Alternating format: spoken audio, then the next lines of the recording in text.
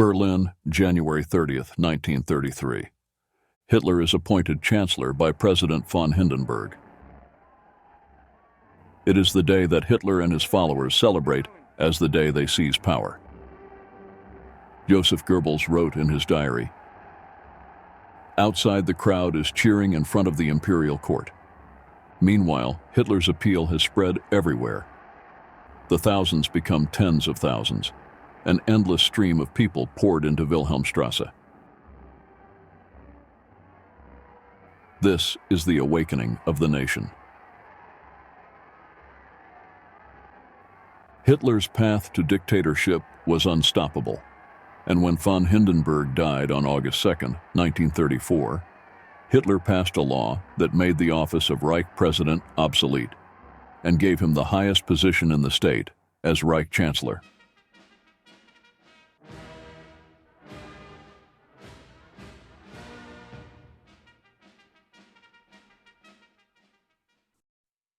The supreme metropolis and seat of government of the Reich was Berlin. In 1938, the Alte Reichskanzlei in Berlin was converted into a representative seat of government and had an extensive underground bunker system that would play an important role in the final days of the Third Reich.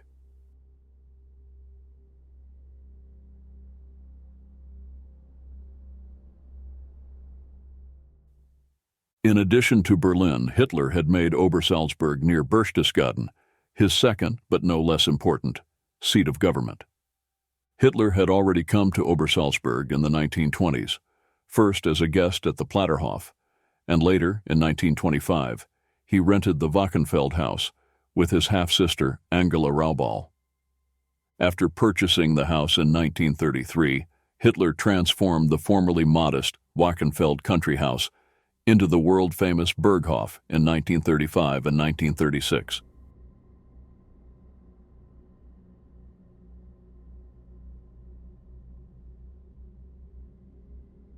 Step by step, the most important party functionaries settled around their Führer. In a more or less subtle way, they claimed an area of about 10 square kilometers, hermetically sealed off from the outside world by a 27-kilometer-long fence. 3 guardhouses had to be passed, and SS guards constantly guarded the entire Führersperrgebiet.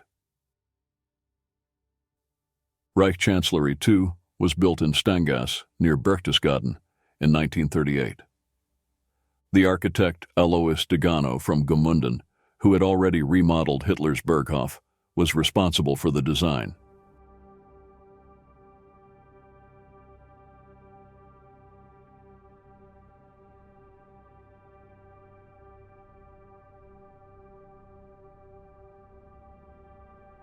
From now on, all government business with the in and abroad could be conducted from Berchtesgaden. The head of the Reich Chancellery was Dr. Heinrich Lammers, pictured here on the right next to Field Marshal Keitel. Munich and Berlin continued to be the centers for international treaties, but there was probably no other place in the entire Reich where so many influential politicians of those eventful years were to be found. It was here that negotiations were held, treaties were drafted, acts of war were decided, and decisions were made that had such a decisive influence on the history of the German people.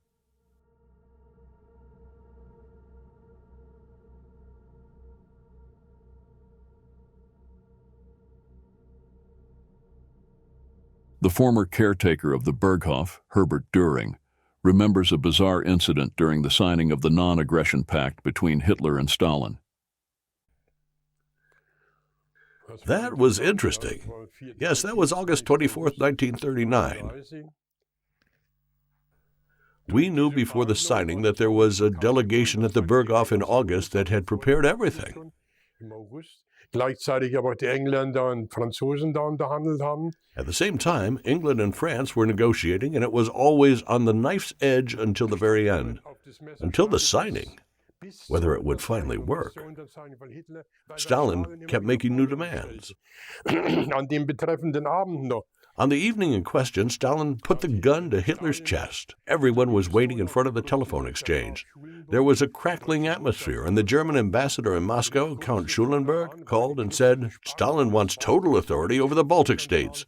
If he doesn't get it, he can't sign the treaty today." will jetzt eine totale Vollmacht über die baltischen Staaten. Wenn die nicht kriegt, kann heute noch den Vertrag nicht unterzeichnen.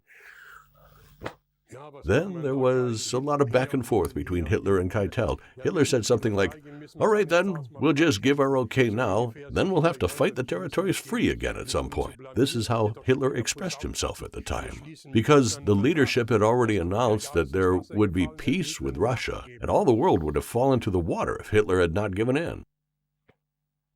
Ja, und dann kam es ja Then it came, exactly during the signing, to a sky appearance. Strangely grayish red suddenly appeared in the sky. seltsam, traurig, schön. Everyone thought that there was a big fireball somewhere. The police in the various communities were called from Salzburg, Reichenhall, Bischofsweissen. But no, it was a sky phenomenon. It became bigger and bigger and more cruel, exciting, terrible. Then there was a woman called Schönman.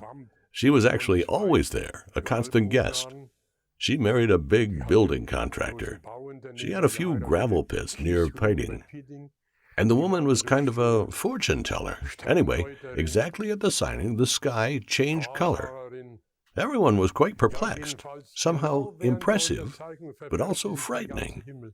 The event was also described by the Luftwaffe adjutant Nicholas von Bülow in his book. Ja, alles war ganz ratlos, irgendwie beeindruckend, also irgendwie beängstigend. Anyway, the lady Schönman said, "My leader, I can interpret the apparition to you. It does not mean anything good, nothing good. And I'll say it now as I witnessed it. My leader, that means blood, endless flow of blood, blood and more blood," said this Mrs. Schönman. And then Hitler, quite horrified, said, "Yes. If so, then as quickly as possible, as fast as possible." That was the experience. That was sensational. I'll never forget that evening. It was so frightening, oppressive, cruel. There was something in the air. Grausam. Passiert was. If you want to watch this exclusive 2-hour-long interview with Herbert Göring in full length, check out the video description. We will post a link there. Although Hitler had visited the Berghof for the last time in July 1944, the Obersalzberg was the center of internal political intrigue and power struggles until it was bombed by the Allies on April 25, 1945. Many connections are difficult to reconstruct today, so we have to rely on the testimony of a few witnesses who were there at the time, and on numerous radio messages between the decaying Reich capital and the Obersalzberg, which are difficult to decipher. As an invaluable contemporary witness, the last commander of the Obersalzberg, Dr. Bernhard Frank, describes the dramatic events of that time as follows. In September 1943, I received a new order. I was to march to Berchtesgaden and, as commander of Flak Division B, Obersalzberg, take over the anti-aircraft protection of the area there. At first, my area of responsibility was only the Obersalzberg, Berchtesgaden area. When I was introduced to my new task, I realized that it was not limited to air defense. There were also other tasks to secure and guard the area. However, the anti-aircraft mission dominated. I had to protect the Obersalzberg-Berchtesgaden area against enemy air attacks. The priority was the military protection of the so-called Führergebiet. It was considered Hitler's personal property and extended from the Berghof, below the Zum Türken Hotel, in a northerly direction to the steep slope of the terrain, ran over the Muslaner Kopf, around the Bechstein guest house, and then enclosed the Berghof again. The perimeter also included the Einring airfield. When Hitler was on the Obersalzberg, the small Einring airfield near Freilassing had to be secured by guards. This task was carried out in close cooperation with the airfield crew. The permanent crew was provided by the Luftwaffe.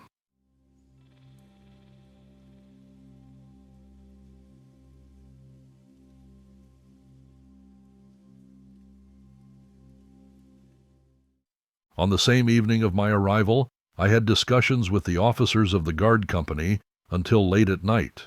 Because of their years of experience, they were particularly important people for me to talk to. One name kept coming up, Martin Bormann. What I learned in those first few hours was as useful to me as it was surprising. I had barely heard the man's name before. Now I learned that of all the leaders of the Third Reich, he had the most power. He never left Hitler's side, I was told, which is why he had Hitler's ear. This was true not only on the Obersalzberg, but at every stage of the career of his master. This continued to be true until the war ended. I was struck for the first time by the depressing fact that, with Bormann, a personality without any statesmanlike or military competence, was sitting at the levers of power. The former adjutant of Bormann and later of Hitler remembers. Bormann was a brutal egoist, a fanatical Hitler supporter.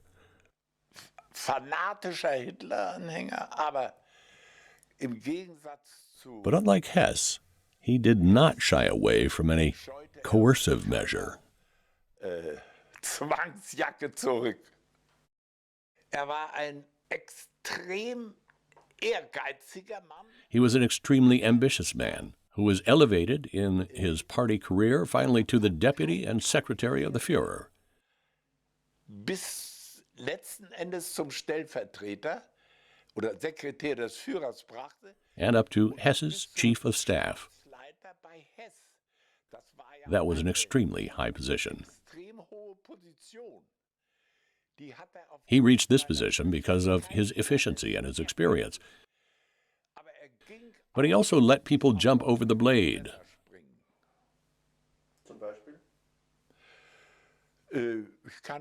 I cannot tell you any names for this. In my opinion, he prevented Gauleiter and other high personalities from coming near the Führer to report. Gauleiter und andere hohe Persönlichkeiten in die Nähe des Führers kamen oder zum Bericht beim Führer erscheinen konnten. Siebte alles ab. He sifted everything, and did so very easily because during the war the Führer was, after all, very busy with military matters and was very glad that Bormann presented these matters to him in a compressed form. Für diese Aufgaben immer gern den Bormann hörte, der ihm das komprimiert vortrug. Like a personal secretary. And Bormann exploited this, in my opinion, also, because he said, the Führer wishes this, the Führer wishes that. This is the order of the Führer. Who could check that? He was a gray eminence.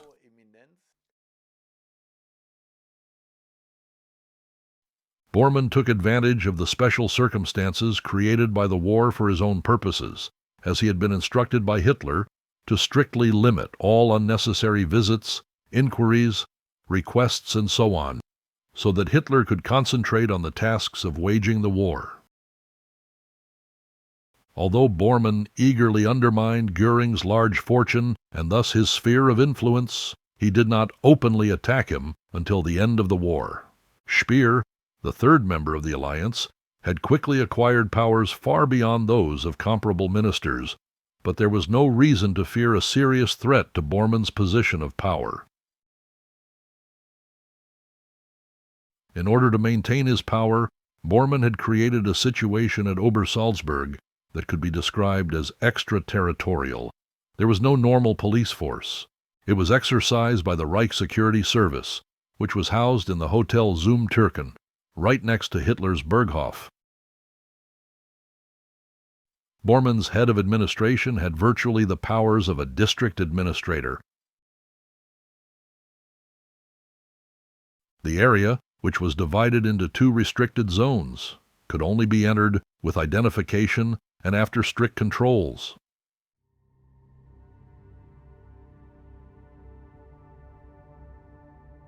As commandant of the Obersalzberg, I had a special position.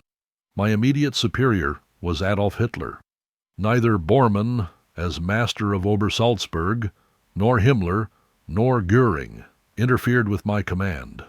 They all saw me as Hitler's man, or at least the other man's man.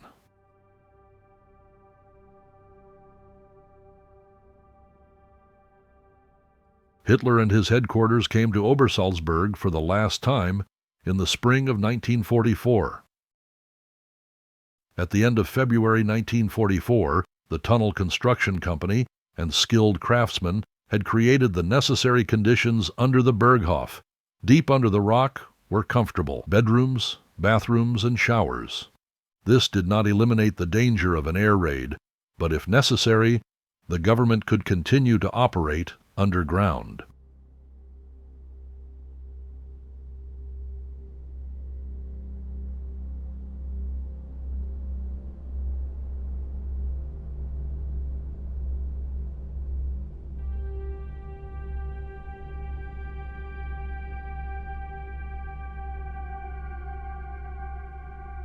On June 12, 1944, at the Obersalzberg military barracks, Hitler and his entourage were shown a new helicopter, developed by Professor Fock, that could lift heavy loads, such as guns or vehicles, and drop them at a precisely marked spot.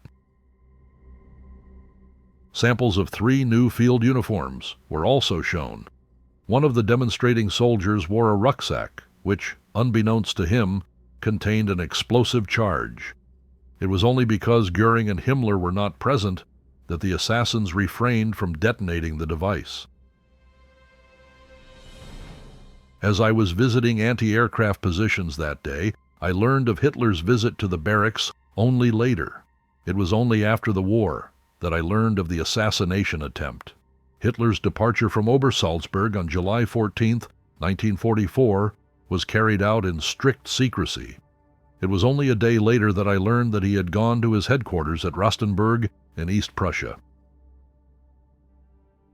With a sigh of relief, I did the planning and execution of the guard and air protection of the mountain for his return, which was never to come.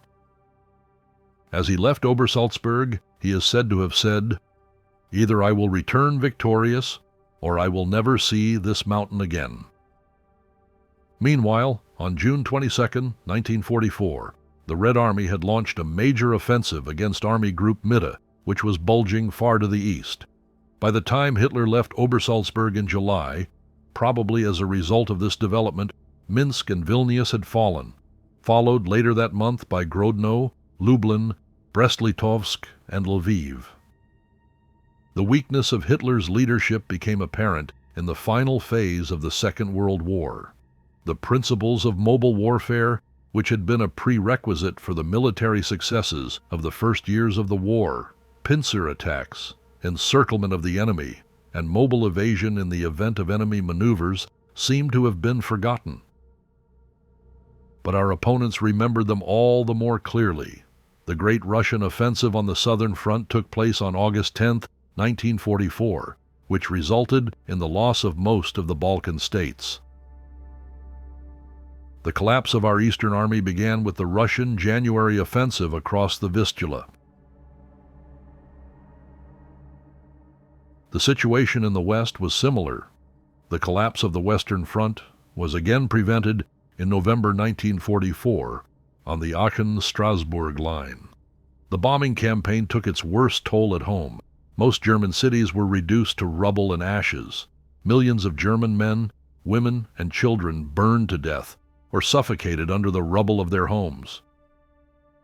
It will always remain a mystery how the survivors found the strength to continue working in the factories, the courage of despair, faith in Goebbels' slogans of perseverance, fear of conquest by the Red Army.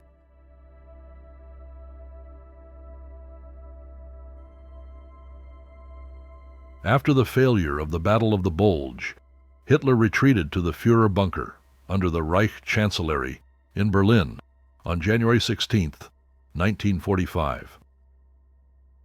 The losses suffered by the Germans in the last quarter of the year were disproportionate to the blows we were still able to inflict.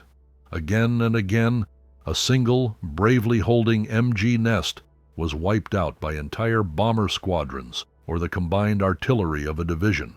With it, villages, towns, people.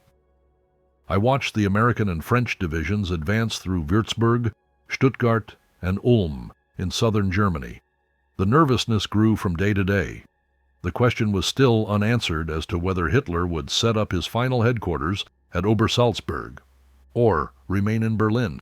In fact, it was not until April 20th, 1945 that Hitler made the final decision to either win or fall in his capital city. On April 20th, his birthday, Hitler received congratulations in the Führerbunker of the Reich Chancellery in Berlin from the highest dignitaries of the Third Reich, provided they had not yet left Berlin.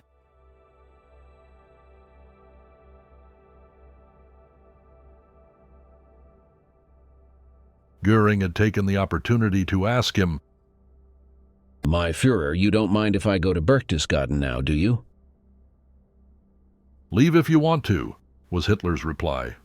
Previously, Hitler had ordered separate command staffs in the north and south in case of an emergency. Reichsmarschall Göring was assigned to the south and Admiral Dönitz to the north.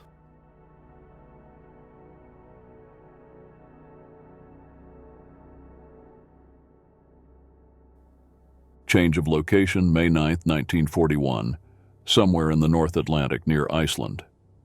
The British ship Bulldog succeeds in capturing the German submarine U-110. In the process, one of the highly secret Enigma M4 cipher devices falls into the hands of the British. These devices had previously been used to encrypt and decrypt messages, making them undetectable to the enemy. As a result of this discovery, the British were able to launch military counterattacks that were extremely devastating for the Germans for several months.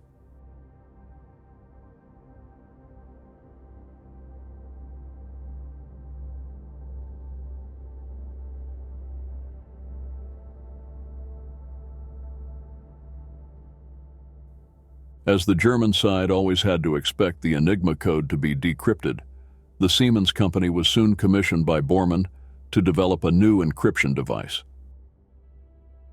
In 1943, the SFM-43 was produced in very small numbers, only 6 devices, and as further development, the SFM-44, which to this day plays a more than obscure role in the intelligence system. As early as February 1945, Bormann had requested 3 radio cars with the latest SFM-44 coding devices from Grand Admiral Dönitz in the name of the Führer, whereupon the radio operators of the Naval Intelligence Service were assigned directly to the Führer's headquarters in Berlin. 1 radio car remained with Admiral Dönitz in Plön and was last stationed in Flensburg.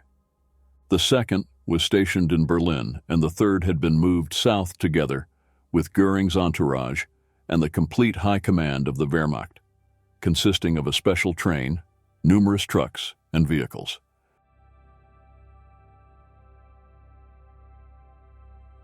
An operationally capable delegation for the Reich Chancellery was also moved to Berchtesgaden. The dangerous and complicated journey started from Berlin in 3 convoys, first along the Elbe, then on to Chemnitz, through the Sudetenland, and finally south of Passau to Salzburg.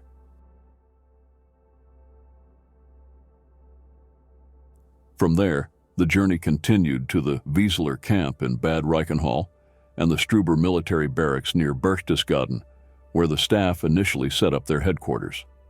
Immediately after its arrival in Berchtesgaden, the radio car was moved to Obersalzberg to act as a communication point to Berlin. As the SFM-44 coding devices were actually developed for the Navy, and the Navy radio operators were now the only ones who were familiar with these devices. The crew of the radio van was directly subordinate to the naval command officers. While Admiral Voss held this post in Berlin, which was in decline, it was Counter-Admiral Jesko von Puttkamer in Berchtesgaden, and especially on the Obersalzberg, from April 21, 1945. At the time, Puttkamer stayed in the Hoher Gull guest house. Frank did know at the time that the telephone exchange in the Hoher Gull guest house was only set up as a link point, as he always passed on his radio messages to the guest house by telephone. What he didn't know was that the messages were sent from there using the modern SFM-44 devices in the so-called crocodile code and passed on to Berlin. Puttkamer, codenamed Ant, therefore only had a dummy function in the telephone exchange. The real messages were sent from the radio car. Due to the highly secret SFM-44 equipment, this was closely guarded day and night by SS guards. Above the Platterhof, the radio operators found a suitable location from which they could transmit and receive with above-average transmission and reception power. Thanks to a tip from a former radio operator, we were recently able to locate the underground facility where the crew of the radio van, which was in operation around the clock, was housed. It was a room measuring around 100 square meters that could be heated and had sanitary facilities.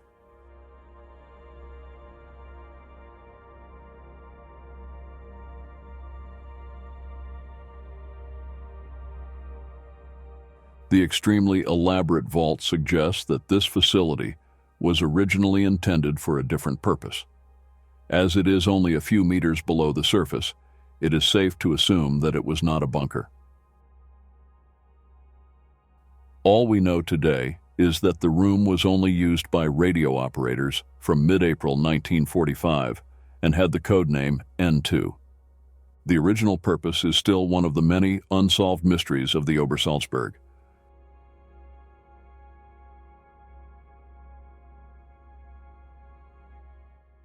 But let us now listen to the former commander of the Obersalzberg, Dr. Frank. April 20th, 1945 passed without any particular incident at Obersalzberg. However, there was a lot of air traffic between Berlin and Salzburg during these days. Toward the evening of April 21st, I learned that Hermann Göring was on his way with his staff. Later, I was informed of his arrival at the country house on Obersalzberg. Hitler's naval adjutant, Admiral von Puttkamer, also arrived, along with about 80 members of Hitler's closest staff. The flight of officials and officers from Berlin continued. On the tracks of the Berchtesgaden railroad station, wagons filled with secret documents rolled in. Bormann had also sent men ahead to prepare for Hitler's move from Berlin to Obersalzberg.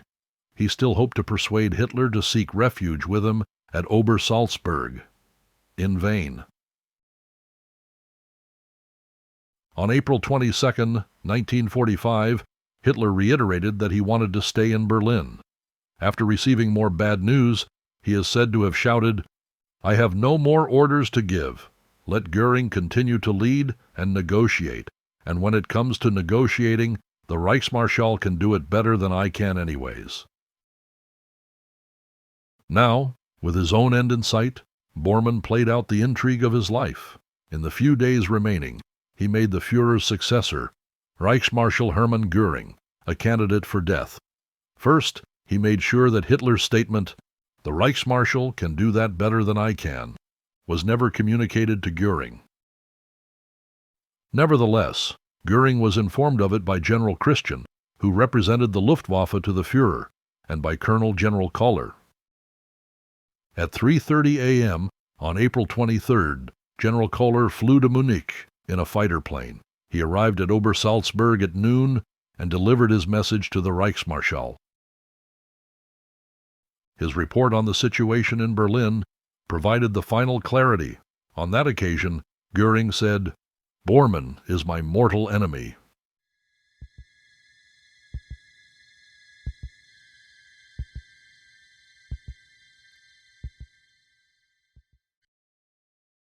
On the same day, at about 2 p.m., Göring's adjutant called me and asked me to report to the Reichsmarschall in half an hour, which was unusual because I was not under his authority. Until then, I had no idea what was going on in the Reich Chancellery in Berlin. The head of the Reich Chancellery, Dr. Lammers, and the head of the Führer's Chancellery, Reichsleiter Bühler, were already there when I arrived. Then Göring entered the room and said the following. The last time I saw the Führer was on April 20th, 1945, when he received birthday greetings in his command bunker deep beneath the Reich Chancellery in Berlin. The bitter battle for the Reich's capital had perhaps already reached its climax. It was becoming clear that the Red Army's encirclement of Berlin was almost impossible to stop.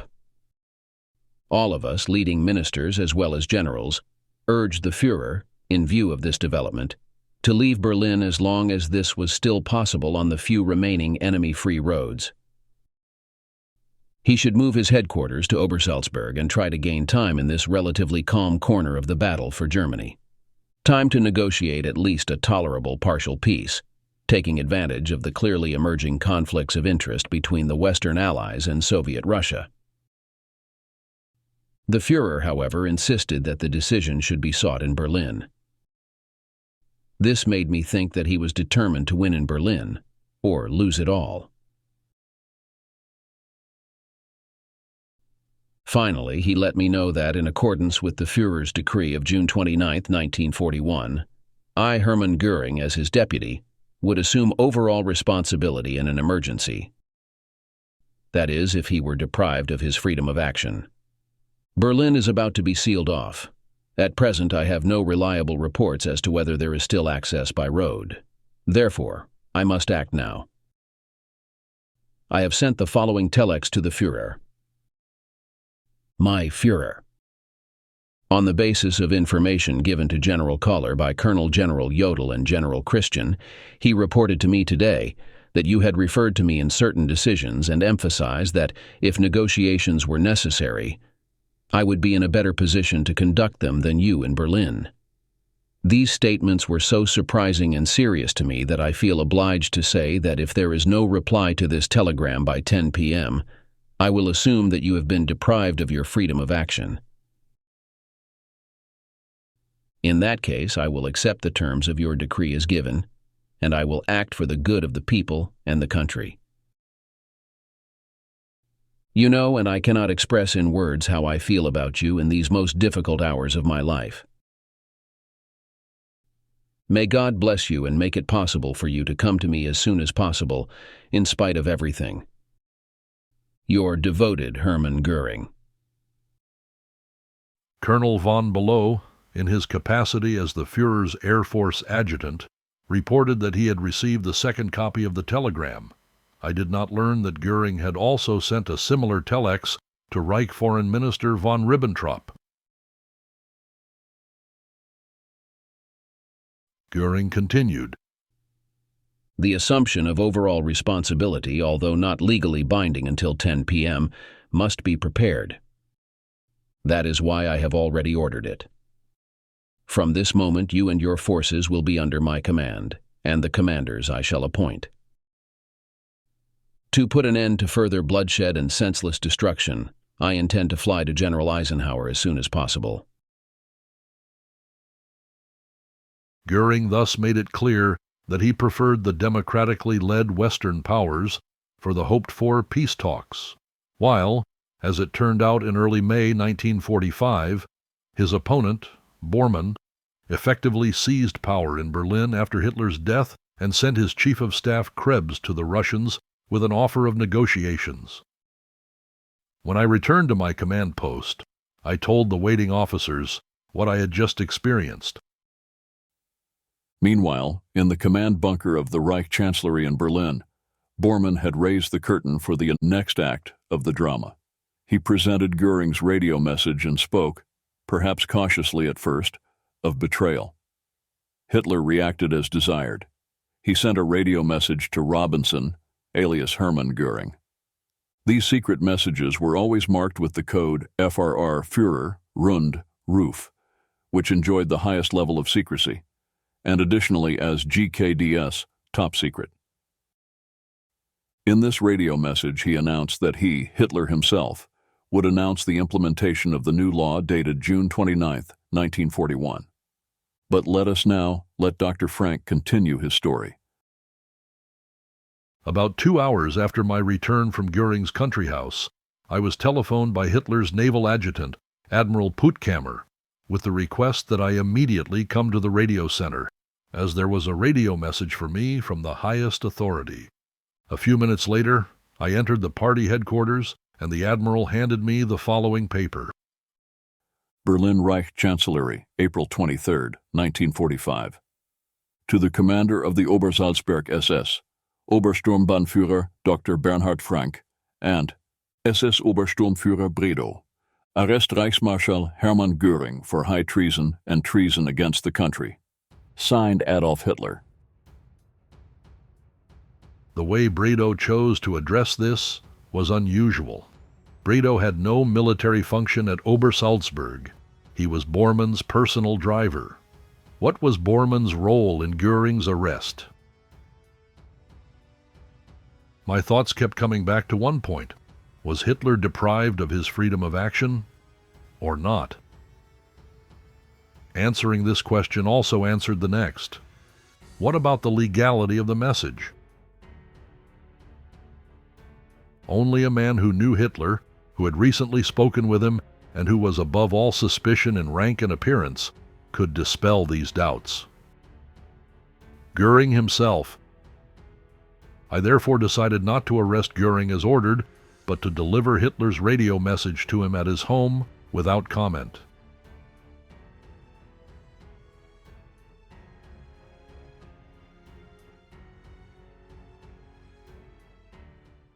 Change of location to Berlin.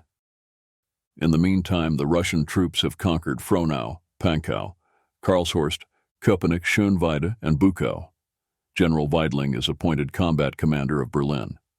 Field Marshal Keitel and Colonel General Jodl leave Berlin on Hitler's orders to prepare relief attacks in the north, south, and west.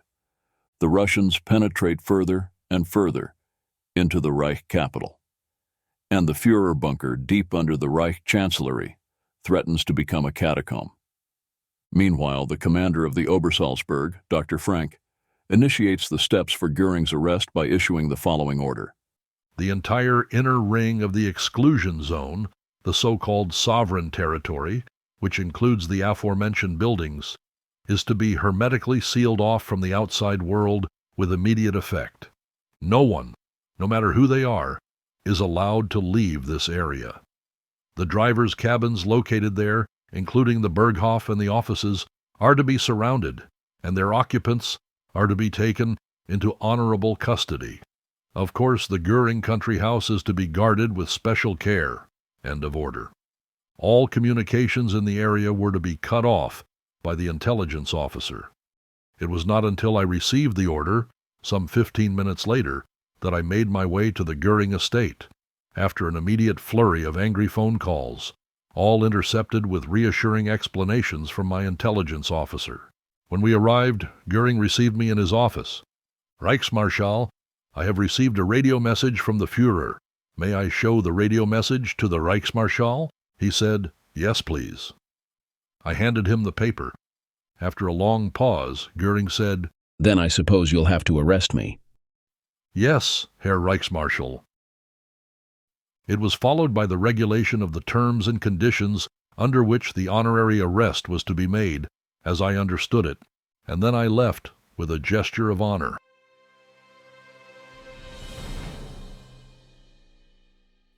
His former housekeeper still remembers Göring's arrest very clearly. Göring arrived on Saturday. That must have been April 21st. On Monday, the news arrived that Hitler had collapsed and Berlin had been taken. Then Göring was supposed to take over. At first, there were problems with the radio connection to Berlin. Und da wurde gefunkt hin und her, dann kriegten wir Berlin nicht, dann kam Berlin verstückelt hier an. Jedenfalls hat das auf gar keinen Fall mit unserem Funkwagen geklappt.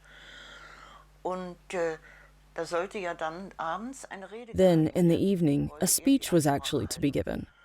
Und dazu kam es nicht mehr, denn um 3 Uhr Goering wanted to give the speech, but it didn't come to that because we were arrested at 3 o'clock in the afternoon.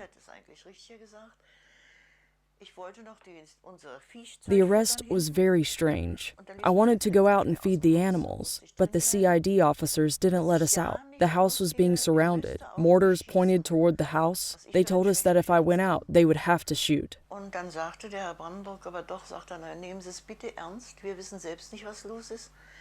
Gehen Sie nicht aus dem Haus. At first, I thought this was a bad joke, but then I quickly realized that it was not a joke.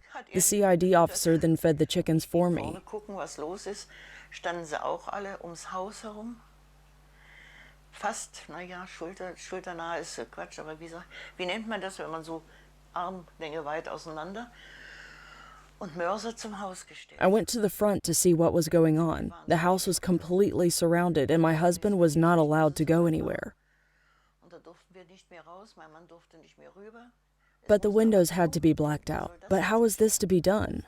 Dann ist durch den Heizungskanal. He then went over to other buildings via the heating corridor, up into the first floor, and darkened Goering's rooms. Verdunkelt werden muss, auch wenn ihr hier steht.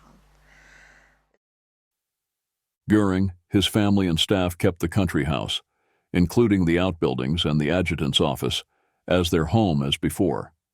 However, his freedom of movement was to be restricted to the area mentioned. Communication with the outside world was cut off. There was no talk of arresting Reich Minister Lammers, Reichsleiter Buhler, or the Göring staff. However, they were de facto arrested because they did not leave Göring for the time being. In view of the expected capture of the Obersalzberg by the Allies, Göring was to be transferred to Mauterndorf Castle in Austria at his own request. Radio car F2, which was stationed at Klingeck on Obersalzberg and received the crocodile-coded radio messages from the Führer's headquarters in Berlin, received strange messages for me on the same day. Among other things, it said, Reichsleiter to Frank and Bredow, Obersalzberg, you are liable with your heads for the enforcement of the Führer's order. Find out where Speer is. First take Lammers into honorable custody, everything prudently but with the utmost urgency. I then sent the following radio message to the Führer. My Führer, report obediently. Hermann Göring and entourage arrested. Further action in progress. No incident so far. Further details to follow. SS Obersturmbannführer Frank. Then I received what was probably the most serious radio order from the decaying capital of the Reich, but which at the same time most impressively shows the merciless power struggles in the top leadership of the Nazi functionaries during the last days of the Third Reich. How far was Bormann acting alone in this? Or was Hitler even alive? I did not know at the time. This is what the radio message said. The battle for Berlin is approaching its climax. If we fall, you will have to shoot the traitor, Hermann Göring. Signed Bormann in the name of Hitler. During the night of April 24-25, 1945, there were endless telephone calls. There was a lot of coming and going in and out of my command post. I went to bed at dawn the next day. At about 9:20, the telephone woke me up.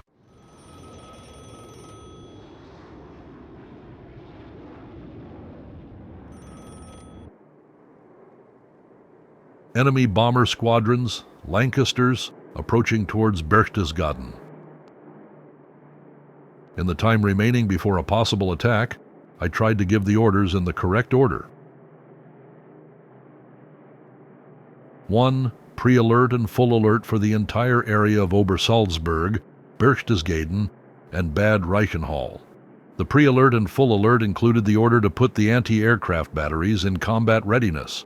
It also included that all persons not involved in air defense should go to the air raid shelters. 2. The prisoners of the Göring country house, i.e. the Reichsmarschall himself, but also his family, Mr. Lammers and Mr. Buhler, as well as the entire Göring staff, are to be brought immediately to the air raid shelters there. 3. Order to all flak units. Establish combat readiness as quickly as possible. Enemy bomber squadron consisting of Lancaster bombers approaching Berchtesgaden. Open fire at will. 4. To the smoke units. Fog.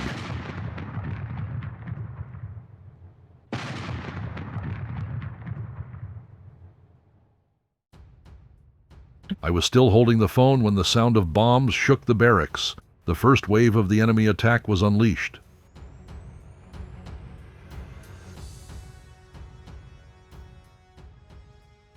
On April 25, 1945, 2 waves of bombing hit Obersalzberg. While the first wave of bombs hit the settlements of Klaushöhe and Buchenhöhe, the second wave hit the Führergebiet even harder. This rare aerial photograph shows the bombing of Obersalzberg from the perspective of a Lancaster bomber. The square layout of the SS barracks is clearly visible. Although the anti-aircraft positions in the Berchtesgaden Valley were able to score a few hits, they made little difference to the devastating overall effect of the raid. When the attack, which lasted about 3 hours, was over, the scene was one of complete devastation.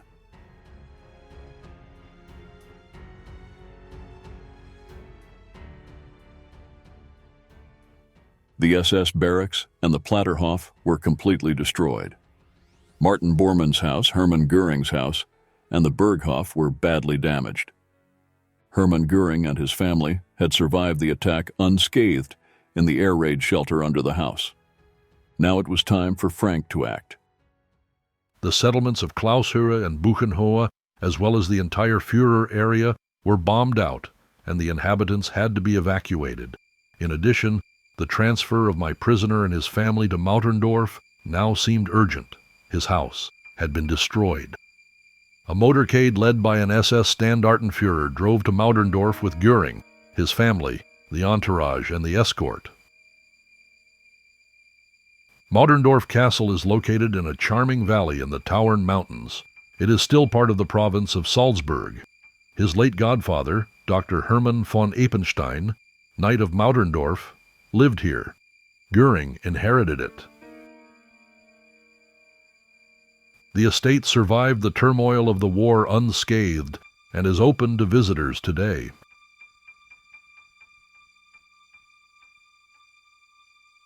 It was not until May 7th, 1945, that Hermann Göring and his family surrendered to the Commander-in-Chief of the 7th Army.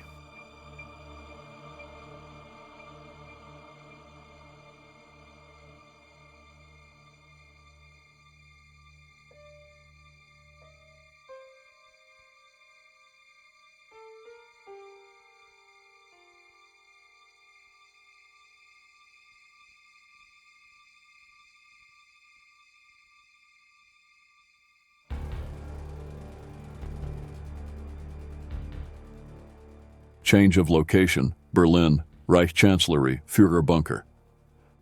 The situation is getting worse. The ring around Berlin is closed.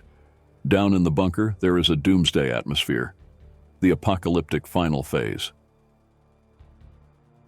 On the 30th of April, under the impact of bombs and shells, Adolf Hitler and Eva Braun get married. A few hours later, shortly after 3 p.m., they both commit suicide. One of the last survivors to be present was Rochus Misch, a member of Adolf Hitler's Leibstandarte. He remembers. And then I heard someone call out, "Linga Linga, I think it's done." But I don't know who it was, whether it was Goebbels or Bormann, and there were hardly any people down there. And Linga came around the corner next to me, either from the toilet or down the stairs from the upper bunker. He pushed me aside a little and then went to the door, but no one had come in yet.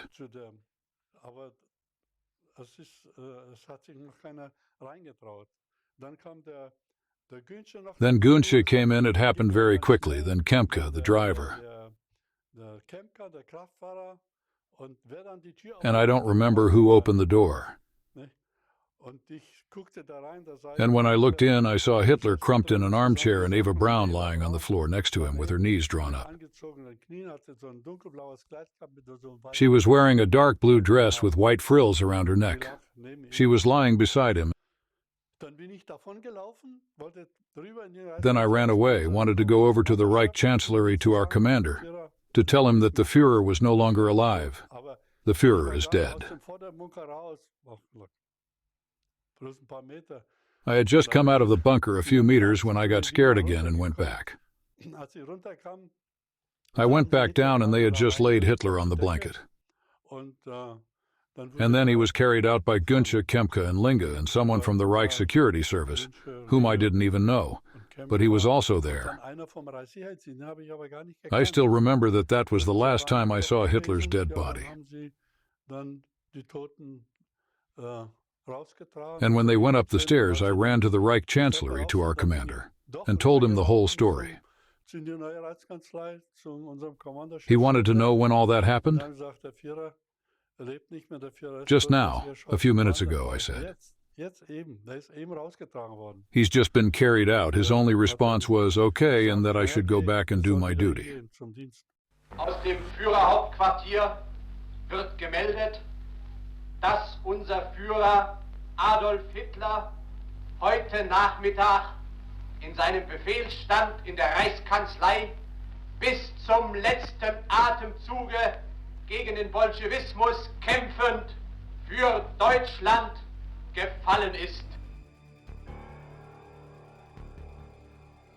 Just 1 week later, the complete surrender of the German Wehrmacht was signed by Colonel General Jodl, Admiral General Friedeberg, and General Oxenius under the provisional government of Grand Admiral Dönitz. The end of the Third Reich had come. But where were the other Nazi leaders? At the Nuremberg trial on October 1, 1946, Göring, von Ribbentrop, Keitel, Kaltenbrunner, Rosenberg, Frank, Frick, Streicher, Sauckel, Jodl, Seyss, Inquart, and Bormann were sentenced to death by hanging. On December 7, 1972, the remains of 2 bodies were found by 2 construction workers near the former Führer bunker in Berlin. The dental crowns in the lower jaw indicate the identity of Martin Bormann. However, the whereabouts of many of the Nazis who held leading positions in the Third Reich remain unknown to this very day. And yet there is a clue. After the destruction of the Führer's territory, the commander of Obersalzberg had left the mountain with his soldiers. However, the mysterious radio car was still in the woods of Obersalzberg and continued to send coded messages, but this time, not to Berlin. On that day in early May 1945, when the radio operator sent coded messages from Obersalzberg for the last time, lists of names were transmitted for hours. And then came the final message.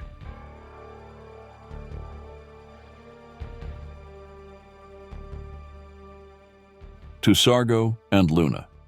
Transfer from GK to GS. Crocodile offline. Deregistration completed. According to a former member of the Secret Service, Sargo was the code name of the head of the SD spy ring in Argentina. Luna, also a code name, was active in the so-called Abwehr under Admiral Canaris in South America. On an old nautical chart from the Second World War, we finally find confirmation of this theory. South of Buenos Aires, between 32 and 46 degrees latitude, we find the squares GK and GS. The trail leads to Argentina. Thank you for watching our exploration of the end of the Third Reich.